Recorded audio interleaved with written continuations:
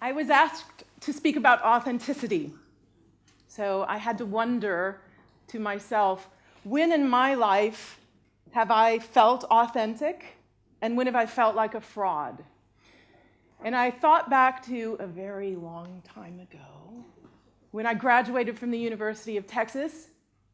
I got a job in the legislature in Texas, working for a politician. And on my first day, I felt like a fraud. I didn't know what I was doing. I didn't know who was who. I didn't have an identity there. But after a while, I got used to the place. I got used to my role, and I felt authentic. But then Texas changed a little. I changed a little. So I decided to become an opera singer, as one will. So when I first started singing opera, guess what? I felt like a fraud. I felt like a legislative aide in opera clothes. But after a while of singing opera, I started to feel authentic again.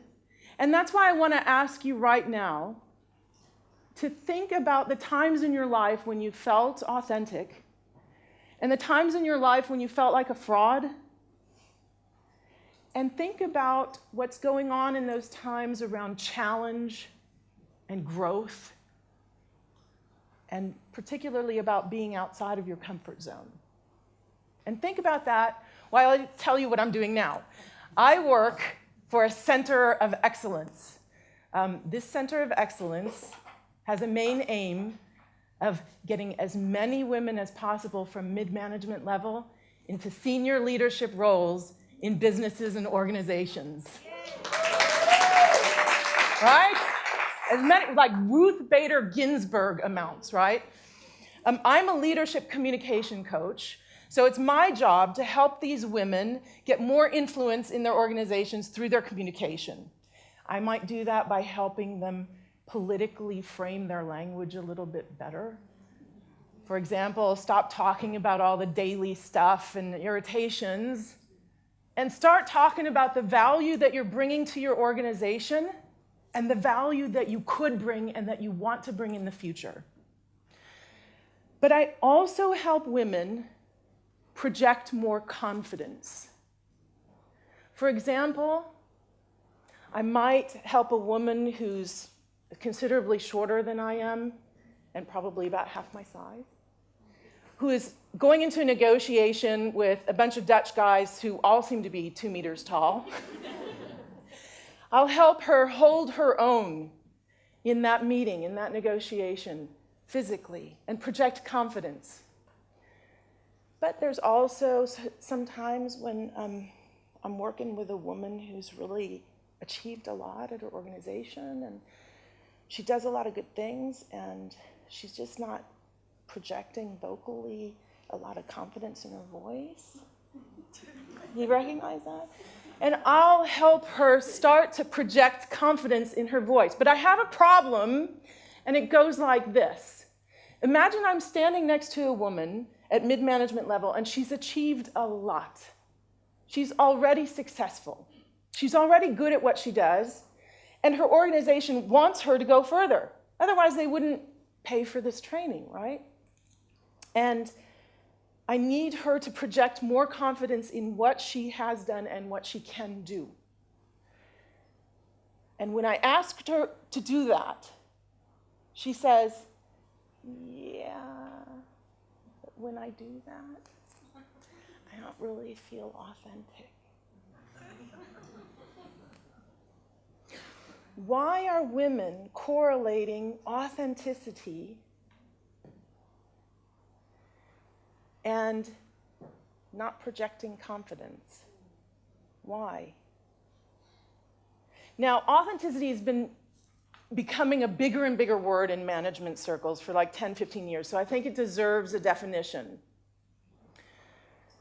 There's a gazillion out there, but let's just start with the baseline. Authenticity is the degree to which you are true to your own values and character, despite external pressures. Sounds like a good thing, right? Sure, we could use more of that, up to a point. Authenticity is good and useful up to the point at which it's holding women back from projecting more confidence. Authenticity is becoming a dangerous word. Now, let me tell you why it's dangerous. We need more competent leaders in the world. Do we agree? Yes. Yeah. We want more competent leaders. And we have women who are capable, who are ready to lead. But the problem is, we want capable leaders, but we follow confident leaders. We want capable leaders, but we follow confident leaders. So if the authenticity thing is holding you back from projecting confidence, we need to fix that problem. So here's fix number one. You know Amy Cuddy's awesome TED Talk, Your Body Language Shapes Who You Are, right? Okay. Amy Cuddy shows us that when you project confidence into your body and into your voice, you not only convince other people that you're confident, you convince yourself that you're confident. And confidence and leadership go hand in hand. So I know that before every important meeting or negotiation or job interview that you're about to go into, you tuck off into the bathroom a few minutes beforehand, and you go, whoa! Right? You're doing that? All the time? Why not? Opera singers do it. We go into the bathroom or we go into the dressing room right before we have to go on stage, and we go, ooh! And we're not only warmed up, we now feel confident to go out on stage and sing for thousands of people. But you're not doing that, are you? So here's fix number two. If you can't do the Amy Cuddy, here comes another one. You can't wait for the big show. You got to start practicing now. You got to start acting as confident as a leader now. Have you ever heard the saying, you've got to dress for the job you want, not the job that you have? You've heard it? We're going to change that saying now. You've got to act like you're ready for the job you want, not the job you have. And here's why. People are promoted and people are hired into roles, partly on the basis of their performance, but partly on the basis of their potential. Now, women are performing really well at organizations. We know this by research. Women are really performing well. Now, how do you assess potential? Well, partly you assess it on the basis of performance, but partly you assess it on the basis of how much you can convince them that you feel confident of your potential for the next role.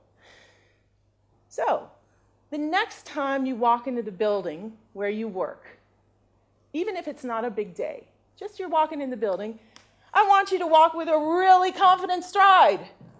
A stride that says, oh yeah, I could be director of marketing.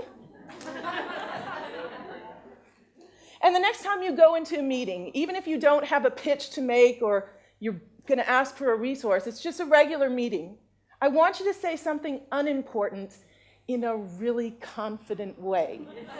All right? So instead of saying, what do you think? Should we go get Italian for lunch? You're going to say, so, Italian for lunch.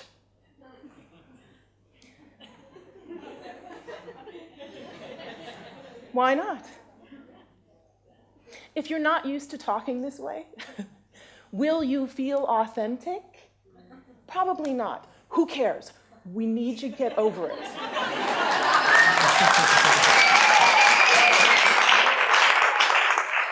We need you to get over your need to feel authentic so that you can get into these roles we need you to get in. So you're going to do something that's really not you, and you're going to feel weird doing it. And you're going to hear some nonsense in your head, like, well, I don't really feel like a fraud, right? We're going to call that voice in your head the authenticity devil.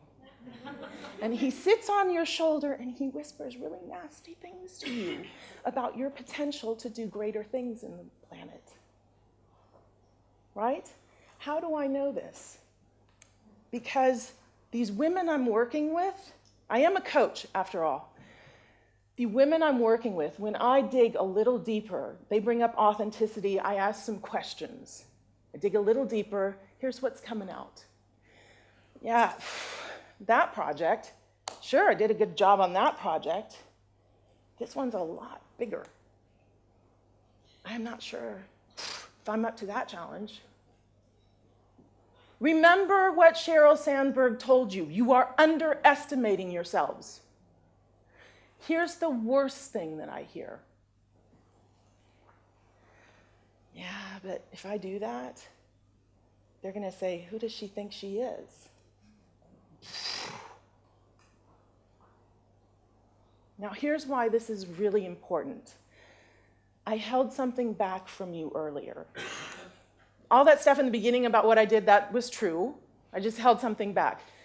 I don't just deliver this training to women. I deliver it to men at an MBA school. And they don't say stuff like this. They might feel it, but they don't say it. And when I ask them to stand up and project their ideas with confidence, they are like, yes, ma'am, and they do it. Now, what is the implication of this? We need more competent leaders. And we know that women are out there who are competent and who want to lead. We need competent leaders, but we follow confident leaders. So the next time you hear the authenticity devil whisper something nasty to you in your ear, I want you to hear the confidence angel sitting on the other shoulder. She is shouting at you as loud as she can. We need you. You're competent. You're ready. You need to lead. So make them want to follow you. Thank you.